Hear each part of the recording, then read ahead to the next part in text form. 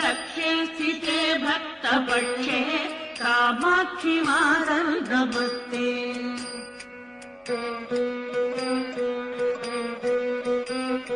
कामारि कान्ते कुमारी कालकालस्य भर्तुकरे दत्तहस्ते कामाय कामप्रदात्री कामकोटिस्य पूज्ये गिरं देहि मह्यम् कामाक्षि मातर् नमस्ते।